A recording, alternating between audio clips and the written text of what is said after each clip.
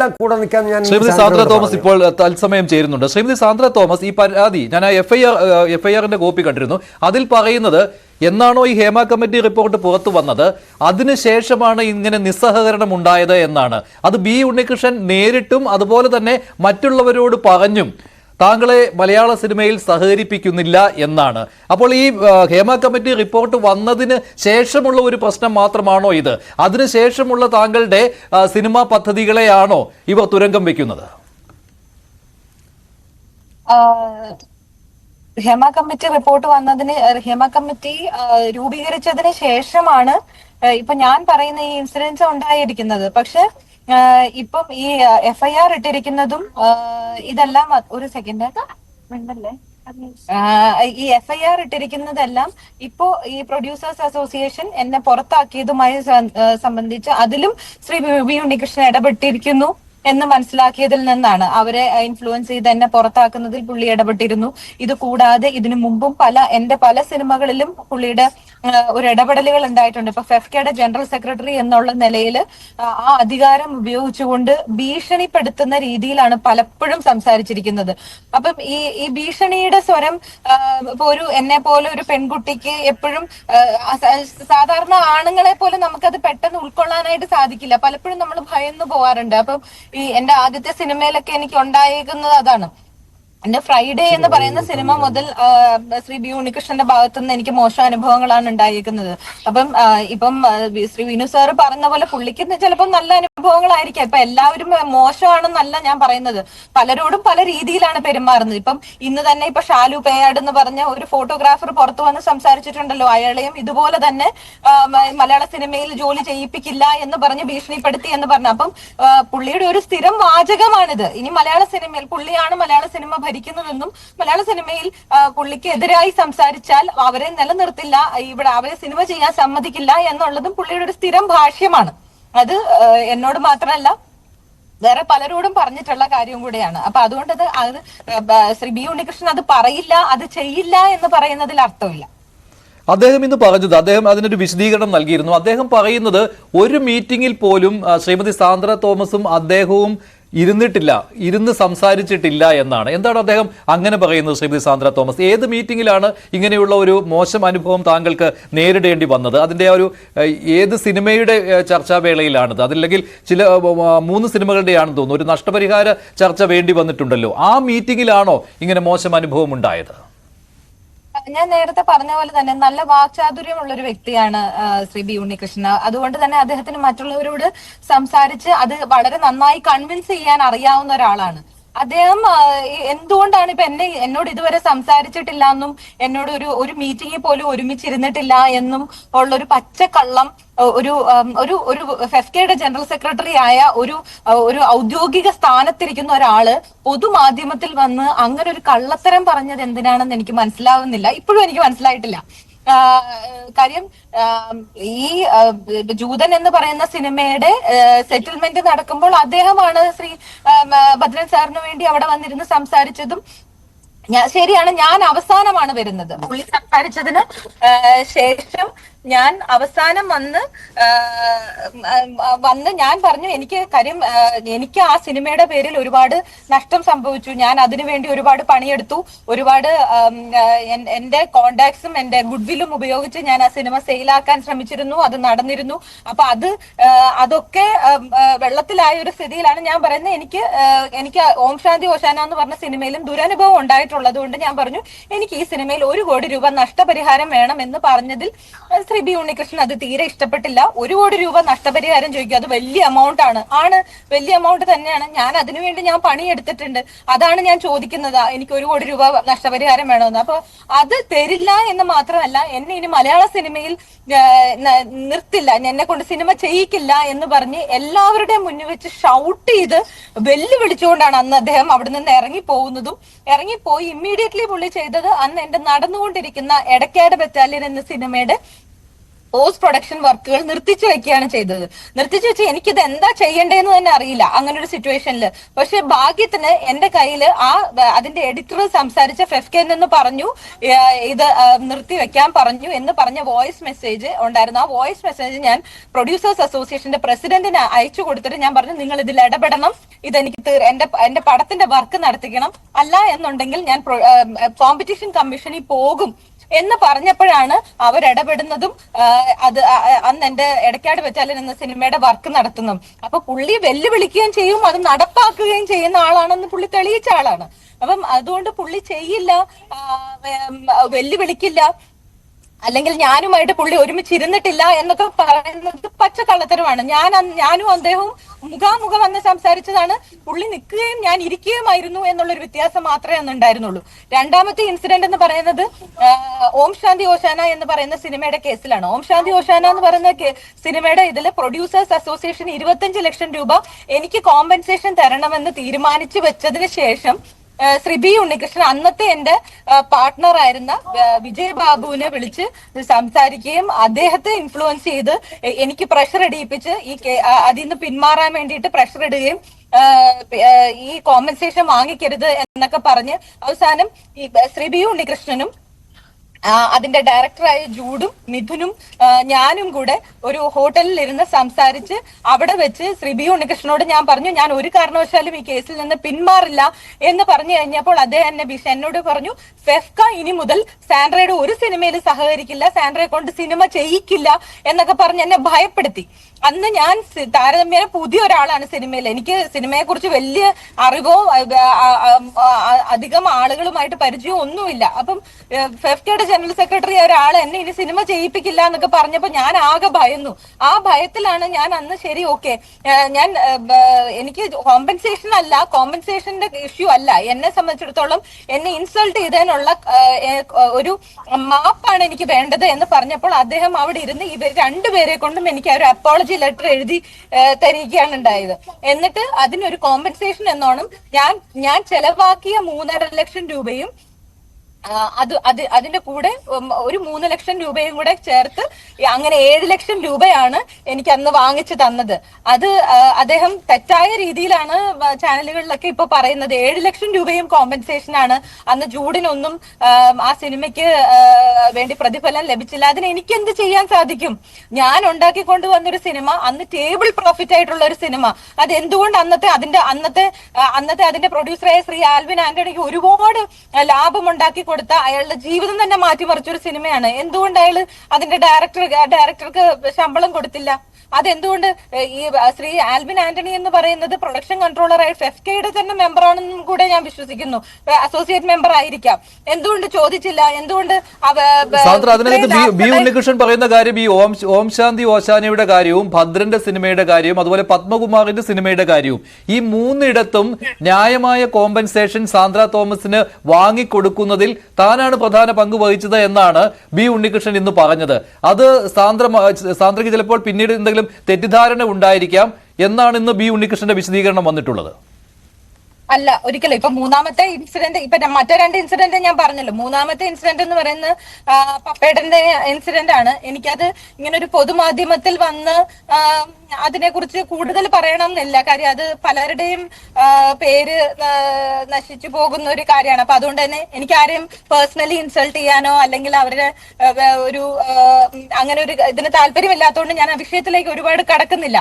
അതുകൊണ്ടാണ് ഈ 25 ലക്ഷം രൂപ എനിക്ക് ഇതേപോലെ തന്നെ ഞാൻ അഡ്വാൻസ് കൊടുത്ത്, ഞാൻ ഡയറക്ടർക്കും റൈറ്റർക്കും മെയിൻ ലീഡ് ആക്ടർക്കും അഡ്വാൻസ് കൊടുത്ത് എഴുതിക്കൊണ്ട് ഉണ്ടാക്കി എടുത്തുകൊണ്ട് വന്നൊരു സിനിമയാണ്. പക്ഷെ ചെറിയൊരു തെറ്റിദ്ധാരണയുടെ പുറത്ത് ആ സിനിമ അവര് ഞാൻ അറിയാതെ വേറൊരു പ്രൊഡ്യൂസർക്ക് കൊണ്ട് കൊടുത്തു. അത് കൊടുത്ത് അവര് സിനിമ തുടങ്ങാൻ നേരമാണ് ഞാൻ അറിയുന്നത് ഇങ്ങനൊരു സിനിമ ഇവർ തുടങ്ങാൻ പോവുകയാണെന്നുള്ള കാര്യം തന്നെ. ഇത് ഞാൻ പ്രൊഡ്യൂസേഴ്സ് അസോസിയേഷനിൽ കംപ്ലൈന്റ് ചെയ്തതിന് ശേഷം അവരാണ് 25 ലക്ഷം രൂപ കോമ്പൻസേഷൻ എനിക്ക് വാങ്ങിച്ചു തന്നത്. അത് ന്യായമായും എനിക്ക് തരേണ്ട കേസുകളാണ്. കാര്യം ഇതെല്ലാം പ്രോഫിറ്റബിൾ ആയിട്ടുള്ള സിനിമകളാണ്. പ്രോഫിറ്റബിൾ ആയിട്ടുള്ള സിനിമകളിൽ നിന്ന് അവർക്ക് ഹ്യൂജ് പ്രോഫിറ്റ് കിട്ടുന്നതിൽ നിന്ന് ഒരു ഷെയർ മാത്രം, കാര്യം അതുണ്ടാക്കി അതൊരു പ്രോജക്റ്റ് ആക്കിയത് ഇതൊരു ബിസിനസ്സാണ് അല്ലെ, ഇത് സിനിമ എന്ന് പറയുന്നത് ഒരു ബിസിനസ്സാണ്. അപ്പം ഒരാൾ ഉണ്ടാക്കുകയും വേറൊരാൾ തട്ടിക്കൊണ്ട് പോവുകയും ചെയ്യുക. അപ്പം ഈ ഉണ്ടാക്കിയ ആള് ശശിയായിട്ടിരിക്കുക എന്ന് പറയുന്നത് ന്യായമായ കാര്യം. പക്ഷേ ബി ഉണ്ണികൃഷ്ണൻ ആ സമയത്ത് താങ്കളെ ഇനി മലയാള സിനിമയിൽ സിനിമ നിർമ്മിക്കാൻ അനുവദിക്കില്ല എന്ന് ഭീഷണിപ്പെടുത്തിയെന്ന് പറഞ്ഞല്ലോ. പക്ഷെ അതിനുശേഷവും താങ്കൾ ഒട്ടേറെ സിനിമകൾ മലയാള സിനിമയിൽ നിർമ്മിക്കുവാൻ താങ്കൾക്ക് അവസരം കിട്ടുകയും ചെയ്തു. അപ്പോൾ അദ്ദേഹം അത് മറ്റുള്ളവരോട് പറഞ്ഞ് താങ്കളുടെ അവസരം മുടക്കിയിട്ടില്ലല്ലോ അല്ലേ ആ സമയങ്ങളിൽ? ഞാൻ സിനിമ ചെയ്തത് എന്റെ ഒരു ആർജവം കൊണ്ടാണ്. ഞാൻ പറഞ്ഞില്ലേ, ഇപ്പം പലപ്പോഴും ഇപ്പം വിനയൻ സാറിനെ പോലെയുള്ള ആളുകള് കോമ്പറ്റീഷൻ കമ്മീഷൻ വരെ പോയി അത് ജയിച്ചു കൊണ്ടുവന്ന ഇവര് സുപ്രീം കോടതി വരെ പോയിട്ട് പോലും അവർക്കത് ഫൈൻ അടയ്ക്കേണ്ടി വന്നൊരു സാഹചര്യം ഉണ്ടായി. അതുപോലെ തന്നെ നിന്ന് ഫൈറ്റ് ചെയ്യുന്ന ഒരാളാണ് ഞാൻ. എന്തായാലും എനിക്ക് ഈ ഒരു തൊഴിലല്ലാതെ ഞാൻ വേറൊരു തൊഴിലും ചെയ്തിട്ടില്ല. ഞാൻ ഈ സിനിമയിലാണ്, ഇതാണ് എന്റെ മേഖല. അപ്പൊ ഇവിടെ എന്ത് രീതിയിൽ എന്നെ പിന്തിരിപ്പിക്കാൻ ശ്രമിച്ചാലും എനിക്ക് മുന്നോട്ട് പോയേ പറ്റുള്ളൂ. അതുകൊണ്ടാണ് ബി ഉണ്ണികൃഷ്ണൻ എന്ന് പറയുന്ന വ്യക്തിയോട് എനിക്ക് വേറെ വ്യക്തി വൈരാഗ്യങ്ങളോ കാര്യങ്ങളോ ഒന്നുമില്ല. പക്ഷെ അദ്ദേഹത്തിന്റെ ഈ ഫെഫ്കയുടെ ജനറൽ സെക്രട്ടറി എന്നുള്ള ഒരു സ്ഥാനത്തിരുന്നുകൊണ്ട് ഈ ഭീഷണിപ്പെടുത്തുന്ന അല്ലെ ഭീഷണി സ്വരത്തിൽ സംസാരിക്കുന്ന ഒരു രീതിയോടാണ് എനിക്ക് എതിരഭിപ്രായം. ഈ കാര്യങ്ങളെല്ലാം താങ്കൾ ഹേമ കമ്മിറ്റി മുൻപാകെ പറയുകയും ഉണ്ടായിട്ടുണ്ട് അല്ലേ? അതെ, തീർച്ചയായിട്ടും ഉണ്ടായിട്ടുണ്ട്. ഹേമ കമ്മിറ്റി മുമ്പാകെ എനിക്കത് അന്ന് ഞാൻ ഓൾറെഡി മൊഴി കൊടുത്തു കഴിഞ്ഞതായതുകൊണ്ട് മൊഴി കൊടുത്തതിന് ശേഷമാണ് എനിക്ക് ഈ പറയുന്ന ഇൻസിഡൻസ് എല്ലാം ഉണ്ടാവുന്നത്. അപ്പൊ സത്യം പറഞ്ഞ് എനിക്ക് എന്താ ചെയ്യേണ്ടതെന്ന് അറിയില്ല. ആരോട്, ഞാനൊരു തൊഴിൽ ദാതാവാണ്. അപ്പം ഞാൻ ആരോടാണ് ഇത് പോയി കംപ്ലൈന്റ് പറയേണ്ടതെന്ന് അറിയില്ല. അപ്പോ ഞാൻ നമ്മുടെ അസോസിയേഷനിൽ തന്നെയുള്ള 1-2 പേരോട് സംസാരിച്ചു കഴിഞ്ഞപ്പോൾ നമുക്ക് പറയാൻ ഒരു ഇടമില്ല. അതുകൊണ്ട് തന്നെ ഹേമ മാമിനോട് ഇതിനെ കുറിച്ച് സംസാരിക്കൂ എന്ന് പറഞ്ഞതിന്റെ അടിസ്ഥാനത്തിൽ അന്ന് ഞാൻ ഹേമ മാമിനോടും ഇതിനെപ്പറ്റി സംസാരിച്ചിട്ടുണ്ട്. മാം, ഞാൻ എന്താണ് ചെയ്യേണ്ടത്, എന്റെ സിറ്റുവേഷൻ ഇതാണ്, എന്നെ ഇങ്ങനെ ഉപദ്രവിക്കാൻ ശ്രമിക്കുന്നു എന്നുള്ള രീതിയിൽ ഞാൻ അന്ന് ഹേമ മാമിനെയും ഇത് ഇൻഫോം ചെയ്തിട്ടുണ്ട്. അപ്പോൾ ഹേമ കമ്മിറ്റി റിപ്പോർട്ട് വന്നതിന് ശേഷം, അതായത് കഴിഞ്ഞ വർഷമാണല്ലോ, ഓഗസ്റ്റിലാണല്ലോ ഹേമ കമ്മിറ്റി റിപ്പോർട്ട് പുറത്തു വന്നത്. അതിനുശേഷം ഇതേ കാര്യങ്ങൾ തുടർന്നു, അങ്ങനെയാണോ? അതിനുശേഷം പലരോടും പറഞ്ഞു താങ്കളെ സഹകരിപ്പിക്കേണ്ട മലയാള സിനിമയിൽ അതും ഉണ്ടായിട്ടുണ്ട് എന്നാണോ? അതായത് ഇപ്പോഴും ഇത് തുടർന്നുകൊണ്ടേയിരിക്കുന്നു? അങ്ങനെയല്ല, ഞാൻ ഒരു സ്ഥിരമായി പുള്ളി ഇപ്പൊ എന്നോട് സഹകരിക്കരുത് എന്ന് പറഞ്ഞ് നടക്കുന്ന ഒരാളൊന്നും അല്ല. അങ്ങനെ നമ്മൾ തമ്മിൽ അങ്ങനെ ഒരു വലിയ വ്യക്തി വൈരാഗ്യങ്ങളും ഇല്ല. പ്രൊഫഷണൽ ആയിട്ടുള്ള കുറച്ച് ഡിഫറൻസസ് ആണ് ഉള്ളത്. ഞാൻ പറയുന്നത് ഇപ്പം ശ്രീ ബി ഉണ്ണികൃഷ്ണൻ എന്ന് പറയുന്ന വ്യക്തി അദ്ദേഹത്തിന്റെ പൊസിഷൻ ഉപയോഗിച്ചുകൊണ്ട് മറ്റുള്ളവരെ ഭീഷണിപ്പെടുത്തി കാര്യങ്ങൾ സാധിക്കുന്നു എന്നുള്ളതാണ്. അതിനോടാണ് എനിക്ക് അഭിപ്രായമുള്ളത്. അല്ലാതെ എന്റെ പുറകെ നടന്ന് എന്നെ ഉപദ്രവിച്ച് എന്നെ കൊണ്ട് സിനിമ ചെയ്യിപ്പിക്കാതിരിക്കുന്നു എന്നുള്ളതല്ല. പിന്നെ ഇപ്പൊ ഈ വിഷയത്തിൽ ഇപ്പൊ എനിക്കൊരു മോശം അനുഭവം ഉണ്ടായപ്പോൾ ഞാൻ അതിൽ പ്രതികരിക്കുകയും ഒക്കെ ചെയ്തപ്പോ ഈ പ്രൊഡ്യൂസേഴ്സ് അസോസിയേഷനിലുള്ള അവരെന്നെ പുറത്താക്കുന്ന ഒരു നടപടിയിലേക്ക് എത്തിയത് ശ്രീ ബി ഉണ്ണികൃഷ്ണൻ ഇടപെട്ടത് കൊണ്ടാണ് എന്ന് എനിക്ക് അവിടെ വിശ്വസ്തമായ സോഴ്സുകളിൽ നിന്നും ഞാൻ അറിഞ്ഞത് കൊണ്ടാണ്. അദ്ദേഹം എല്ലാ കാര്യങ്ങളിലും ഇടപെടുകയാണ്. കാര്യം ഇപ്പൊ എന്റെ കേസിൽ മാത്രമല്ല, പ്രൊഡ്യൂസേഴ്സ് അസോസിയേഷനിലെ പല ഡിസിഷൻ മേക്കിങ്ങിലും ശ്രീ ബി ഉണ്ണികൃഷ്ണന്റെ കൈകടത്തലുകൾ ഉണ്ടാവാറുണ്ട്. അത് അവിടെയുള്ള എല്ലാവർക്കും അറിയാവുന്ന കാര്യമാണ്. അപ്പൊ അതിലൊക്കെ എനിക്ക് എതിരഭിപ്രായമുണ്ട്. ഒരു അസോസിയേഷനിൽ ഇരിക്കുമ്പോൾ ആ അസോസിയേഷന് വേണ്ടിയിട്ടല്ലേ വർക്ക് ചെയ്യേണ്ടത്. ഇപ്പൊ ബേസിക്കലി പുള്ളി ഒരു നിർമ്മാതാവ് ആയതുകൊണ്ടും കൂടെ ആയിരിക്കാം. പക്ഷെ നിർമ്മാതാക്കളുടെ സംഘടനയിൽ വലിയൊരു കൈകടത്തൽ ശ്രീ ബി ഉണ്ണികൃഷ്ണൻ നടത്തുന്നുണ്ട് എന്നുള്ളത് ഒരു പച്ചയായ വാസ്തവമാണ്. പക്ഷേ നിർമ്മാതാക്കളുമായുള്ള സംഘടനയായിട്ടുള്ള ലീഗൽ ഫൈറ്റ് അത് താങ്കളാണല്ലോ ഇപ്പോൾ ജയിച്ചു നിൽക്കുന്നത്. താങ്കളെ പുറത്താക്കിയ നടപടി കോടതി സ്റ്റേ ചെയ്തിട്ടുണ്ട്. പക്ഷേ ഇപ്പോൾ എന്താണ് ഇങ്ങനെ ഒരു പരാതി കൊടുക്കുവാനുള്ള കാരണം? അതോ ഇത് ഹേമ കമ്മിറ്റി റിപ്പോർട്ടുമായി ബന്ധപ്പെട്ട് ആ ഹേമ കമ്മിറ്റിയിൽ പരാതി നൽകിയവർക്ക് SITക്ക് മുൻപാകെ പരാതി കൊടുക്കാമല്ലോ, അങ്ങനെ കൊടുത്ത പരാതിയാണോ ഇത്? അതോ നേരിട്ട് പോലീസിന് നൽകുന്ന പരാതിയായിരുന്നോ ഇത് സെൻട്രൽ പോലീസിൽ? ഇത് ക്രിമിനൽ ഇന്റിമിഡേഷൻ ആണ് കേസ് എടുത്തിരിക്കുന്നത് എന്നുള്ളതാണ് ഞാൻ മനസ്സിലാക്കുന്നത്. അതായത് ഇപ്പൊ എന്നെ പുറത്താക്കിയതുമായി സംബന്ധിച്ച് ഇവർ നടത്തിയിട്ടുള്ള പല പരാമർശങ്ങളിൽ നിന്നും ആളുകളെ വിളിച്ച് എന്നെ കേസിൽ നിന്ന് പിന്തിരിപ്പിക്കാനായിട്ടുള്ള ശ്രമങ്ങൾ നടത്തിയതിൽ നിന്നും അങ്ങനെയുള്ള പല കാര്യങ്ങൾ എല്ലാം കൂടെ ഒത്തിണക്കിയാണ് ഈ ഇതിലേക്ക് വന്നിരിക്കുന്നത്. അപ്പൊ ഇത് ആക്ച്വലി കോടതി പറഞ്ഞിട്ടാണ് ഇങ്ങനെ ഒരു കേസിലേക്ക് വന്നത്. കാര്യം ശ്രീ ബി ഉണ്ണികൃഷ്ണനെ പോലെയുള്ള ആൾക്കാർ നമ്മുടെ സർക്കാരിലൊക്കെ വളരെയധികം സ്വാധീനമുള്ള ആൾക്കാരാണ്. അപ്പൊ അവർക്ക് എഗെയിൻസ്റ്റ് ഒക്കെ ഒരു കേസ് ഇടുക എന്ന് പറയുന്നത് വളരെ അപൂർവമായ കാര്യമാണ്. ഇത് കോടതിയിൽ നിന്നുള്ള ഇൻസ്ട്രക്ഷൻ പ്രകാരമാണ് അദ്ദേഹത്തിനെതിരെ ഇപ്പൊ FIR ഇടേണ്ട ഒരു സാഹചര്യം ഉണ്ടായേക്കുന്നതെന്നാണ് ഞാൻ മനസ്സിലായേക്കുന്നത്. ഞാനത് ചോദിക്കാൻ കാരണം ഈ FIR-ൽ പറഞ്ഞിരിക്കുന്നത് ഹേമ കമ്മിറ്റി റിപ്പോർട്ട് പുറത്തു വന്നതിന് ശേഷം താങ്കളെ സഹകരിപ്പിക്കരുത് എന്ന കാര്യം പറയുന്നു.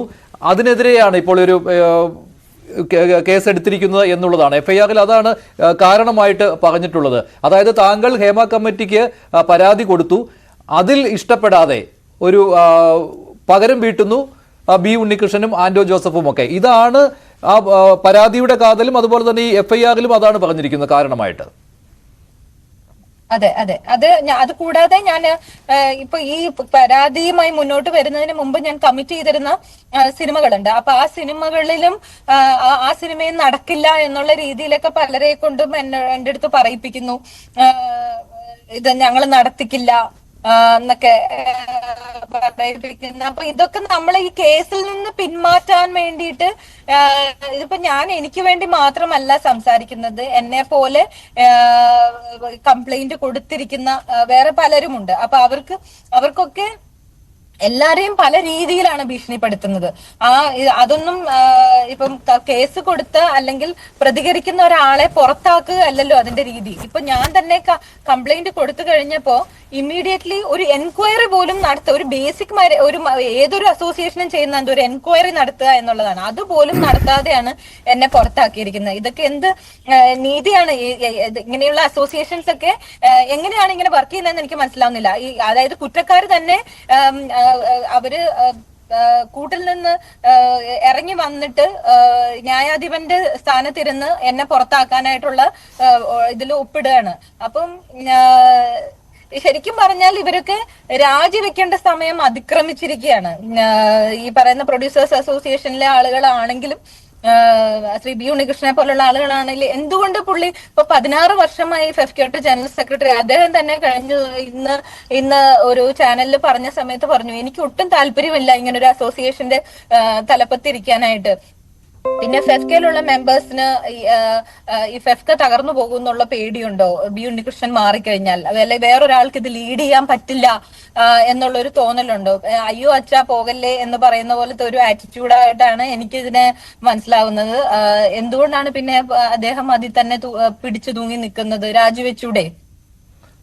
സാന്ദ്ര തോമസ്, അതായത് സിനിമയിലെ ഈ ഹേമ കമ്മിറ്റിയിൽ പറഞ്ഞിട്ടുള്ളത് പോലെയുള്ള ആ പവർ ഗ്രൂപ്പ് അവർ അതിന്റെ പകരം വീട്ടൽ തുടങ്ങിക്കഴിഞ്ഞു. ഇതാണോ ഇപ്പോൾ മനസ്സിലാക്കേണ്ടത് മലയാള സിനിമയിലെ ഈ സംഭവത്തിൽ നിന്ന്? അതെ, തീർച്ചയായിട്ടും അത് തന്നെയാണ്. ഇപ്പം ശ്രീ ബി ഉണ്ണികൃഷ്ണനും ഇപ്പം ഫെഫ്കയിലുള്ളവരാണെങ്കിലും ഒക്കെ പറയുന്ന ഒരു ഇപ്പൊ പറയുന്നത്, സാൻഡ്ര നാളെ ഒരു സിനിമ അനൗൺസ് ചെയ്താൽ ഞങ്ങൾ നിങ്ങളുടെ കൂടെ ഉണ്ടാവും, എല്ലാ സപ്പോർട്ടും തരും എന്നാണ് ഇപ്പൊ പറയുന്നത്. അതിനെയാണ് ഞാനിപ്പോ ഏറ്റവും കൂടുതൽ ഭയക്കുന്നത്. അങ്ങനെ പറയുമ്പോ അങ്ങനെ ഒരു പുറത്ത് പറയുകയും അകത്ത് വേറെ പണിയും തരുന്ന രീതി നമുക്ക് എല്ലാവർക്കും അറിയാവുന്ന കാര്യങ്ങളാണ്. ഇതൊക്കെ ഒരുപാട് പേരോട് ചെയ്തിരിക്കുന്നത് ടെസ്റ്റഡ് ആൻഡ് ട്രൈഡ് ഫോർമുലയാണത്.